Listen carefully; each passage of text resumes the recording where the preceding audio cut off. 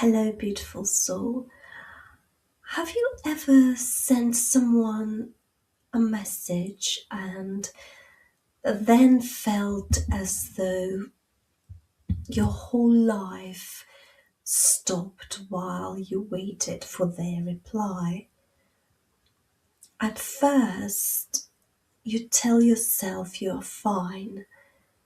They may be busy, they may be working, their phone may be somewhere else. But then 10 minutes becomes an hour. You check whether they have been online. You look at whether your message was delivered. You open their social media. You read your words looking for the sentence that might have pushed them away. And somewhere inside you, the question changes. It is no longer, why haven't they replied? It becomes, what have I done wrong? Are they losing interest? Have they found somebody else? Am I about to be abandoned? If this feels familiar, stay with me. Today, we're going to understand why an unanswered message can create such a powerful reaction in your body. Then I will give you several simple tools to help you return to yourself without pretending that the other person's behavior does not matter. You are not silly, you are not needy, and you are not weak. Something inside you is searching safety. Let us understand what it is asking for. Why does silence feel like rejection? They have not replied yet. Your body is already responding as though the relationship is ending, and suddenly you cannot eat, work, rest, or think about anything else. You may recognize this experience. Your phone is next to you while you are working. You try to concentrate, but your eyes keep moving towards the screen. You take your phone into the kitchen. You take it into the bathroom. You place it beside you while watching television. Every notification makes your heart jump. Then you discover that it is only an email or a message from somebody else, and your body drops again. You may become angry. How can they leave me waiting like this? Then you turn the anger against yourself. Why did I send that message? Was I too emotional? Did I ask for too much? Should I send another message and explain? You start rewriting the relationship inside your mind. That beautiful conversation from yesterday suddenly means nothing. Their affectionate words feel false. Your future together begins disappearing. And the most painful part is that you may know your reaction feels bigger than the unanswered message, but knowing that does not switch it off. Let me tell you about someone, I'll call them Alex. Alex sends a warm message to the person they love. Several hours later, no reply. Alex tries to work, but completes almost nothing. They check the person's online activity. reread old conversations, and ask a friend what the silence might mean. Eventually, a reply arrives. Sorry, busy day. Relief rushes through Alex's whole body. For a few minutes, everything feels safe again. But Alex is not truly calm. Their calm now depends on the next message arriving. The phone has become more than a phone. It feels like a machine that delivers either safety or rejection. If this is happening to you, you may feel ashamed of how much power one person appears to hold over your day. But the deepest pain is not that you keep checking your phone, it is that you no longer feel in charge of your own peace. Why does my body react before I can think? Your mind says they're probably busy, but your body says something is wrong, do something before you lose them. Let me explain this very simply. Your body learns from repeated experiences. If love has often felt uncertain, inconsistent, or difficult to trust, your body may become very good at watching for signs that connection is disappearing. Silence can then become a warning signal, not because silence always means abandonment, but because silence has meant pain before. A review of research on adult attachment and stress explains that relationship conflict, separation, and the possibility of abandonment can activate our desire to seek closeness, support, or reassurance. Some people become especially watchful for signs that a partner is pulling away. This can keep the distress active rather than settling it. That does not mean you have a disorder. It does not give you a label. It means your reaction may be trying to protect you. Imagine a smoke alarm. A healthy smoke alarm warns you when there is a fire, but an alarm can also become so sensitive that it sounds when you make a toast. The sound is real, the fear is real, your body is responding, but you still need to look carefully before deciding whether the building is burning. Your unanswered message may be the smoke. Your history, the present relationship, and the meaning you give the silence determine how loudly the alarm responds. Research involving couples has also found a connection between relationship insecurity, reduced trust, and repeated reassurance seeking. Importantly, reassurance may offer short term relief without necessarily building lasting trust.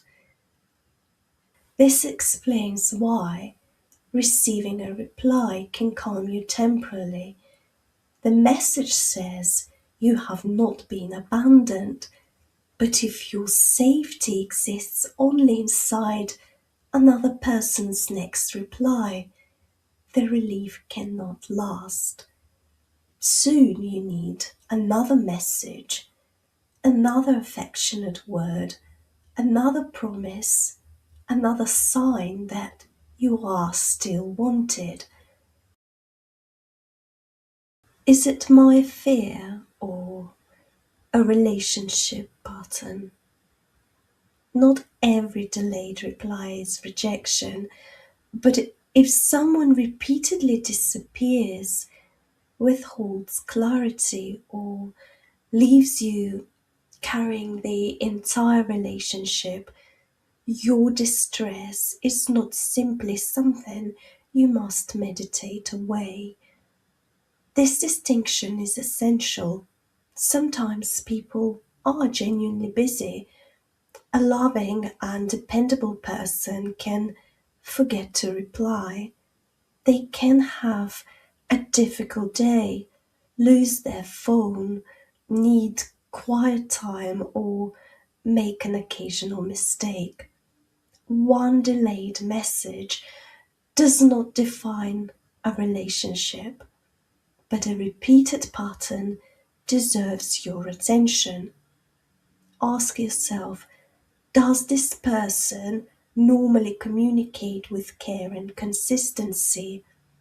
When they are unavailable, do they return and acknowledge what happened? Can we discuss communication without me being mocked, blamed, or punished? Do their action actually match their words? Or am I repeatedly left waiting, guessing, and carrying the emotional responsibility for both of us? There is a difference between I was busy today and forgot to reply. I understand that this affected you, and you are ridiculous. I shouldn't have to explain myself to you. You're so patronizing. There is also a difference between wanting constant access to somebody and needing basic clarity within an established relationship. You do not have to shame yourself for having needs. At the same time, another person cannot be made responsible for regulating every uncomfortable feeling inside you. Healing means learning to hold both truth.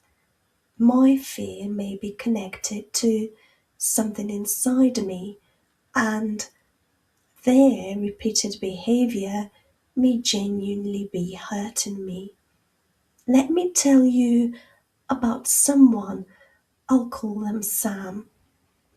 Sam's partner regularly disappeared for several days after moments of closeness. When Sam would ask what is happening, the partner would say, "You are so demanding, you are rushing me. If you trust me, you wouldn't need the answer." Sam begins believing that wanting consistency is the problem. They work harder to appear calm while becoming increasingly distressed inside. Sam does not need ways to soothe and understand their fear, but no breathing exercise can turn repeated uncertainty into dependable love. The purpose of healing is not to make you better at tolerating whatever another person chooses to do. It is to help you become calm enough to see the pattern clearly and trust yourself with what you see. How do I stop checking and return to myself? You do not need to force yourself to stop caring. You need to separate the unanswered message from the frightening story your mind has built around it.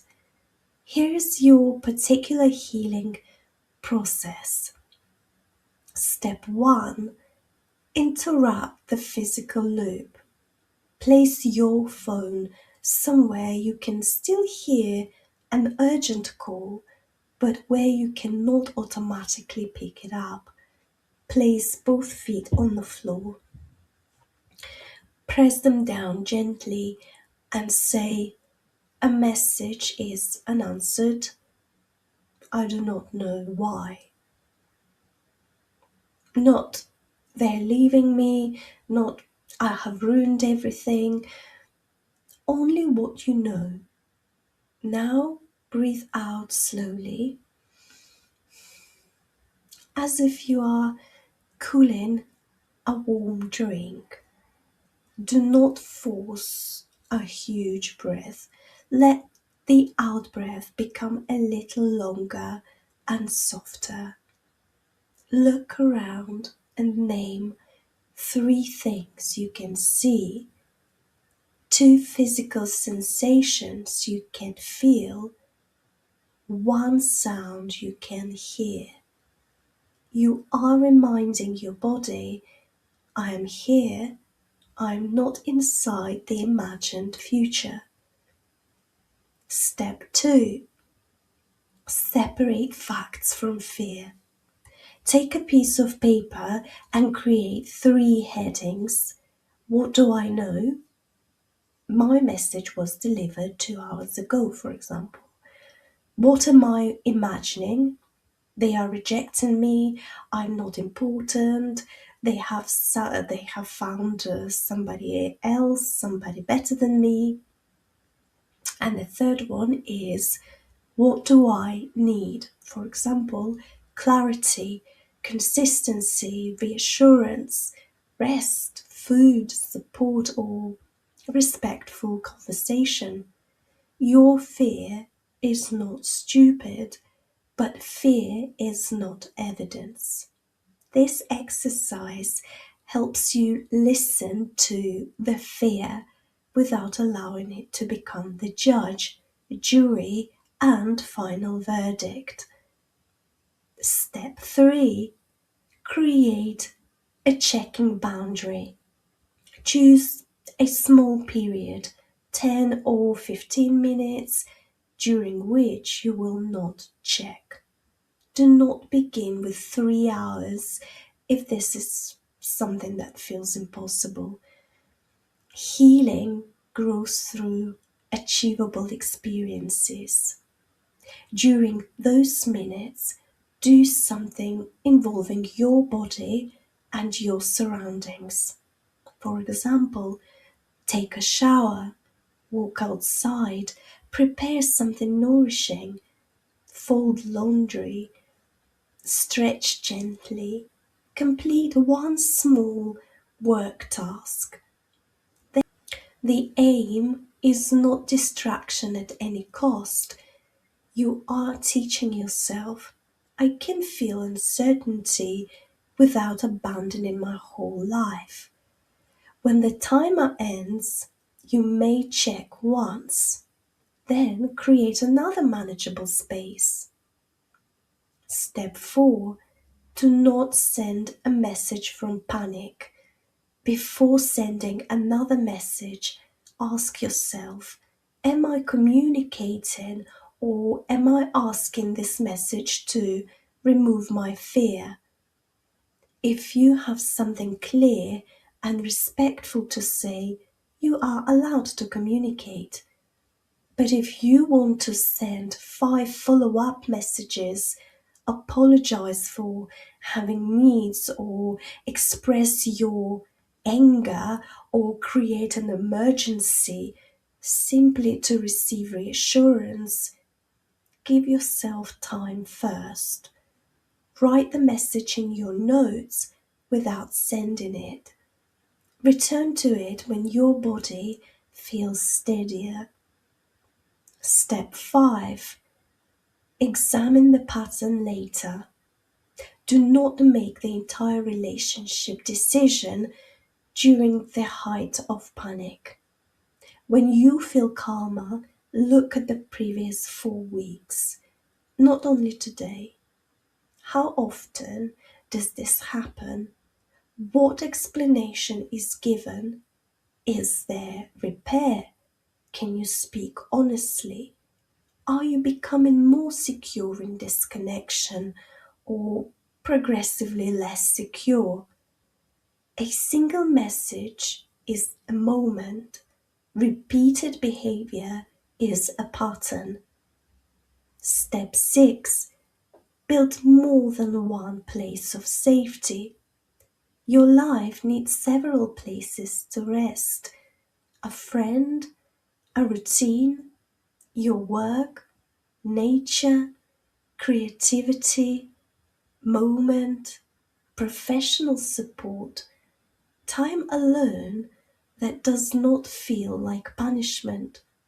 This does not mean becoming so independent then you need nobody. It means one person's availability no longer decides whether your entire world remains standing. And if you understand all of this but still feel unable to interrupt the pattern, that does not mean that you have failed. Information may not be enough when the same reaction has been repeated for years. Deep private work can help you explore the pattern beneath the unanswered message, what it fears, what it is protecting, and why waiting for reassurance may once have felt safer than trusting yourself. If you would like to explore whether that work is right for you, you're very welcome to book a free clarity call. I will always be honest with you, and if I do not believe my work is the right fit for you, I will tell you. Episode 1, Reflection on Unanswered Message Anxiety. What if this unanswered message is not asking you to chase harder, but inviting you to hear the frightened part of yourself without leaving your own side? If you'd like to place both feet on the floor, let your shoulders soften. Take one slow, comfortable breath. Notice the surface beneath you supporting your weight. You do not need to solve the relationship in this moment. Just quietly ask yourself, what am I afraid this silence means about me? Allow the answer to come without correcting it. Maybe the answer is, I am not important. I am too much. I'm easy to leave. I will always be alone. Now, gently remind yourself, a delay cannot measure my worth. Take another soft breath and ask yourself, what do I need while I wait? Not what you need them to do. What do you need from yourself? Maybe you need rest. Maybe you need food, movement, a conversation with somebody safe, a boundary, a permission to admit that this repeated uncertainty is hurting you. Place a hand somewhere comfortable, maybe on your chest, and repeat, I can care about this person without abandoning myself.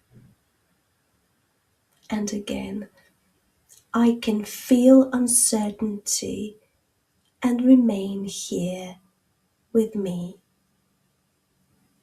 You do not need perfect calm.